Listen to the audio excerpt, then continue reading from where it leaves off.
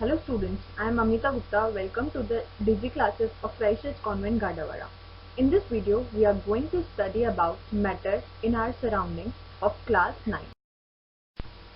Before moving further, let's understand what is matter. Matter is anything that occupies space and has mass. As we look at our surroundings, we see a large variety of things with different shapes, size, and textures. Everything in this universe is made up of material, which scientists have named matter. For example, chair, bed, rivers, mountains, etc. All these are matter. Now let's understand the physical nature of matter. As matter is made up of particles. Physical nature of matter can be understood by performing small activities. Take some water in a beaker and note its level. Dissolve some salt or sugar in it with the help of a glass rod. The salt dissolves in the water, but the level of water does not change. This is because the particles of sugar get into the space between the particles of water. This shows that matter is made up of particles. Now that you have understood that the matter is made up of particles, now let's understand how small these particles are by another activity. Take 2 or 3 crystals of potassium permanganate and dissolve them in 100 ml of water. Take out approximately 10 ml of this solution and put it into 90 ml of clear water. Take about 10 ml of this solution and put it into 90 ml of clear water. Keep diluting the solution like this 5 to 8 times. Is the water still cleared? Let's look at its explanation. As this experiment shows that just a few crystals of potassium permanganate can color a large volume of water. So we conclude that there must be millions of tiny particles in just one crystal of potassium permanganate, which keep on dividing themselves into smaller and smaller particles. Since the matter is made up of particles, it must possess some characteristics. The characteristics of particles of matter are: they have space between them, they are in continuous motion, they attract each other. From the previous activities, it has been stated that particles get evenly distributed in water. Similarly, while making tea, coffee, etc., particles of one type of matter get into spaces between particles of the other. This shows particles have enough spaces between them. You must have observed in your house that if a lit incense stick is placed in a corner of the room, you can smell it even when you stand at the distance from it. This is because the particles of the incense stick move through the air inside the room into your nose. This is because the particles of matter are in continuous motion. As you can see in this image, the drops of ink spread into the water. This shows that the particles of ink travel into the water and intermix in it. The process of intermixing of two or more different types of matter on their own is called diffusion. The reason why these particles are in continuous motion is because they possess kinetic energy. As the temperature rises, the particles move faster because their kinetic energy increases. As you can see in this image, the temperature rises, molecules move faster. You can see in this image that while hammering a nail or stretching a rubber band, the particles are well intact. This is because the particles attract each other through a force called intermolecular force. This intermolecular force helps the particles to retain its shape. Now let's understand how particles of matter attract each other. As particles attracted each other by an intermolecular force known as intermolecular force of attraction. As you can see in this image, the force between two particles is shown, which is called intermolecular force of attraction. Based on the physical nature of matter, there are 3 states of matter, that is solid, liquid and gas. Now let's understand the difference between solid, liquid and gas. In solid, particles are very closely packed. In liquid, particles are less closely packed. Gas, particles are far apart from each other. In solid, force of attraction between particles is very strong, while in liquid, force of attraction between particles is less strong. In gas, force of attraction between particles is negligible. In solid, kinetic energy between particles is very less. In liquid, kinetic energy between particles is more than that in solid. In gas, particles have maximum kinetic energy. Solids have definite shape and volume, while liquids do not have definite shape but definite volume. Gas neither have definite shape nor definite volume. Solids have high density and cannot be diffused. In liquid, density is lower than solids and can diffuse. In gas, density is least and can easily diffuse. Solid is incompressible. Liquid is almost incompressible, while gas is highly compressible. After knowing the three states of matter, it is important to understand the change in physical state of matter. Physical states of matter can be interconverted into each other by following two ways: by changing the temperature and by changing the pressure.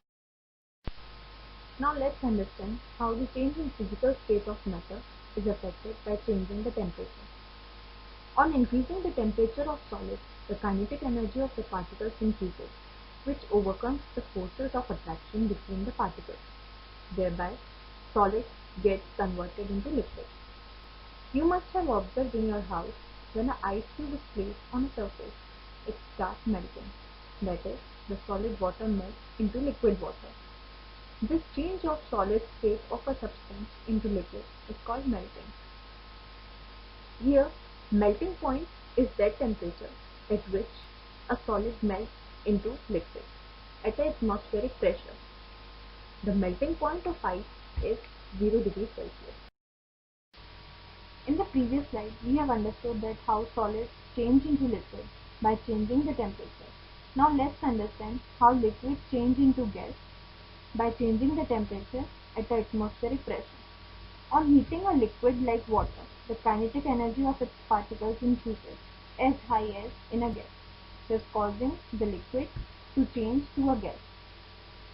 While heating water, you must have observed that after a certain point, the water starts to bubble up and the water vapor escapes from the water. This change of liquid substance to gas on heating is called boiling. Here, the boiling point is that temperature at which a liquid boils and changes rapidly into a gas at atmospheric pressure. The boiling point of water is 100 degrees Celsius.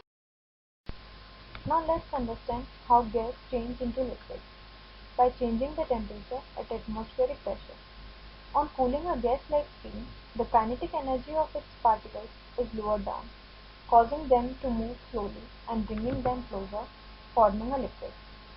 On a hot summery day, you must have observed that a glass filled with cold water tends to get small water droplets on its outer surface. This is because the gaseous water molecules of the surroundings cools down to a liquid water and settles on the glass, as this process is called condensation. In simple words, condensation is a process in which a gas, on a cooling, turns into a liquid at a specific temperature. As explained earlier, that solid converts into liquid on raising the temperature. Similarly, when a liquid is cooled down by lowering its temperature, its particles lose the kinetic energy and come to a stationary position, causing the liquid to turn to solid. This can be observed when we put water in refrigerator to get ice. This change is called freezing. Here, the freezing point means the temperature at which the state of a substance changes from a liquid to a solid. After understanding the change in state of matter by changing the temperature, let's understand what happens when we change the pressure. Gases can be liquefied by applying pressure and reducing the temperature. When a high pressure is applied to a gas, it gets compressed, and if the temperature is lower, the gas is liquefied. The gas cylinder that comes in the house contains highly compressed gas. which is in liquid state. Because of this, it is called liquefied petroleum gas, that is LPG. Solid CO2 gets converted directly to gaseous state on decrease of pressure to 1 atmosphere without coming into liquid state. This is the reason that solid carbon dioxide is also known as dry ice. Now let's see the units used for measuring the scale of temperature. First, Celsius scale, written as degree Celsius.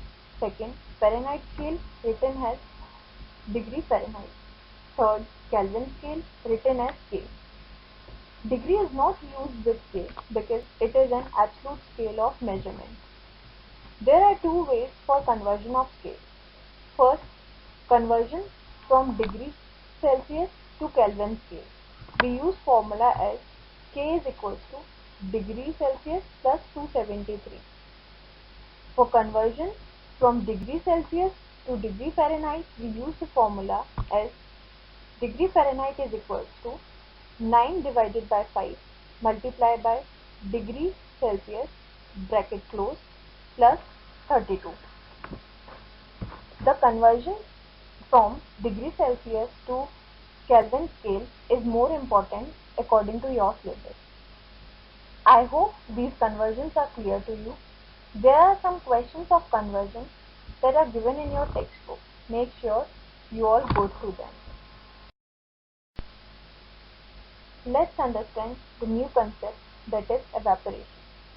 The process of conversion of a substance from the liquid state to the gaseous state at any temperature below its boiling point is called evaporation. There are several factors that affect evaporation. Now let's see what are the factors affecting the rate of evaporation. First, surface area. The rate of evaporation increases on increasing the surface area of a liquid. For example, while putting clothes for drying up, we spread them out. Second is temperature. The rate of evaporation increases with increase in temperature. Here, the number of particles get enough kinetic energy to go into the vapor state. Third is humidity. Decrease in the humidity increases the rate of evaporation. Fourth is wind speed. The increase in the wind speed increases the rate of evaporation. Now let's understand how evaporation causes cooling. During the process of evaporation, the particles of liquid absorb energy or latent heat of evaporation from the surroundings to get converted to gaseous state.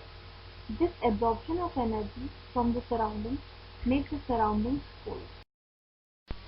By now, you must have understood what matter is, what are its characteristics, how it changes its state by changing the temperature and pressure.